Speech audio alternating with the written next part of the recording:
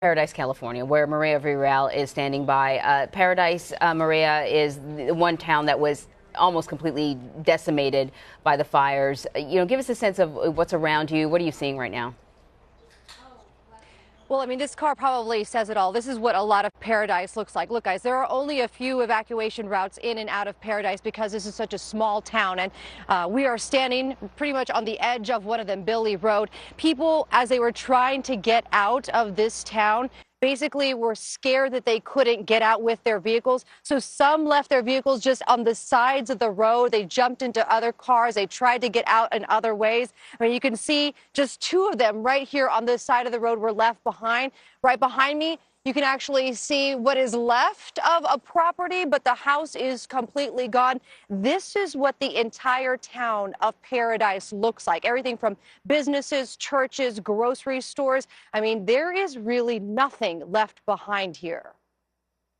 Mireya, we heard so many stories of people trying to escape these fires. Anne-Marie was talking about earlier, folks seeing the fires in the distance and thinking that they had a little bit of time. But there were also huge traffic jams, which made those evacuations very, very difficult.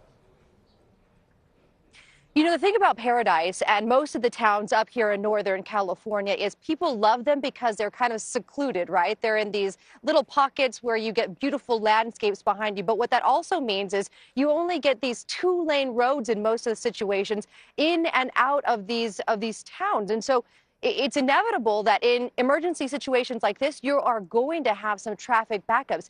In this situation specifically, we saw this fire come up so quickly. We spoke with people that were in a hospital working, that looked out the back of the hospital, the back door, and they could see flames in the distance. A few minutes later, they go back, they look out that tape, and it is right at their doorstep, right in their backyard, in a matter of minutes. So that is how quickly these kinds of fires can progress. You know, as one of the nurses that we were talking to explained to us, he was evacuating with patients in the back seat of his car because there were no more ambulances.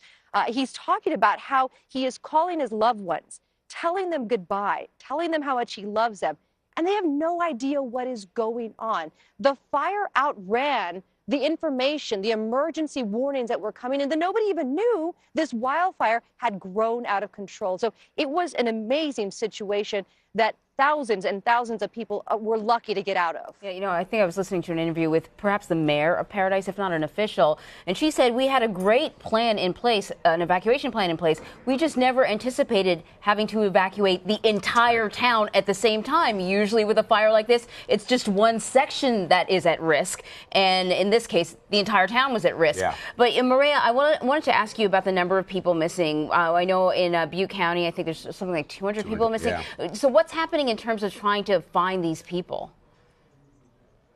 You know, that number is going to fluctuate over the next few days. Here is why. Because as people are coming out, evacuated from the areas, I mean, there is really no cell service, no data service here. So a lot of people don't even have phones, have ways of contacting their loved ones. So a lot of them have gone to shelters. You can see at some of these shelter locations, there are message boards put up because it's the old school way of doing things. Missing this person, looking for that person, looking for a cat, looking for a dog. So this is kind of the way that the information is trickling in. So yesterday we saw over 100 people were missing or unaccounted for. Last night we got an update of over 200. That number is going to continue to fluctuate as information comes in. But the number that is staggering right now for this particular county is the number of fatalities. Last night that number went up to 29. And the sheriff specifically tells me he thinks that the number will continue to rise as they are able to get into some of these very secluded parts of Paradise and the county and search for remains within the rubble.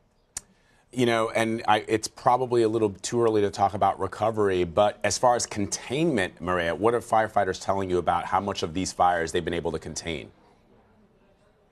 So a bit of good news coming out this morning. CAL FIRE tells us they do expect the red flag warning to end sometime later this morning. So that's a positive here. That basically means that the winds are going to hopefully die down by mid-morning, giving firefighters more of an opportunity to gain containment. Right now we're at roughly 25%, but that doesn't mean a whole lot when you still see flames from the distance, and you also see the damage that was left behind by this fire. I mean, when you talk about recovery, it's not just about putting out the fire. It's about trying to figure out if people are going to come back to this town the entire town lost their homes. I mean, there is nothing to come back to here. There are no grocery stores, no churches, no schools. I mean, it is going to be extremely difficult for the people here in Paradise to come back. That being said, of the people that we have spoken to that live in and around this area, I mean, a lot of them have told us that this is their homes, this is their home, this is their community, and they are willing to figure out a way to get back here if they can. You know, your heart just goes out to those individuals, or certainly our thoughts and prayers are with them. Mireya, thank you as always. We appreciate it.